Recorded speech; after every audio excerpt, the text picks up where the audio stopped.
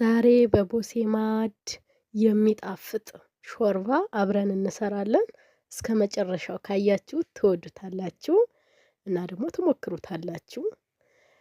በመጀመሪያ ዘይት አደረግኩ። ዘይቱ ሲግል ነጭ ሽንኩርት፣ ዝንጅብል፣ ካሮት፣ ቲማቲም፣ ድንች፣ ቀይ ሽንኩርት በዚህ መልኩ የተከተፈ አደረግኩኝ እና አንድ ላይ እያበሰልኩኝ ነው። አንድ ላይ እንደ ቆንጆ ነው እየበሰለ ሮዝመሪ ያደረኩበት። አንድ ላይ ቆንጆ ነው፣ ሁሉም እየበሰለ ነው። አንድ ላይ ከበሰለ በኋላ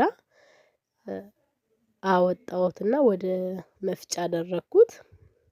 ያው መፍጫው እንዳይበላሽ ምስሩ ቀዝቃዛ ነው እና ትንሽ ቀዝቃዛ ውሃ ደግሞ አድርጌበታለሁ። ፈጨውና እንደዚህ ወደ ድስቱ አደረኩኝ። ከረኑን እንዲያምር የሾርባ ማንኪያ ቲማቲም ድልህ አደረኩበት። እንዲቀላቀልኩና ቅመም ደግሞ ሮዝመሪ የተፈጨና በሶ ብላ አድርጌያለሁኝ። እንዲህ ሲንተከተክ ውሃ አደረኩበት።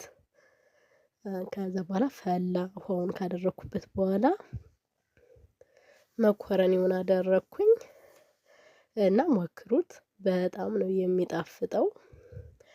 ሮዝመሪ አደረኩኝ እና እንደዚሁ ነው። አንድ ላይ በሰለ ከመኮረኒው ጋር። ጨው አደረኩ። በጣም ነው የሚጣፍጠው፣ ሞክሩት። አመሰግናለሁ።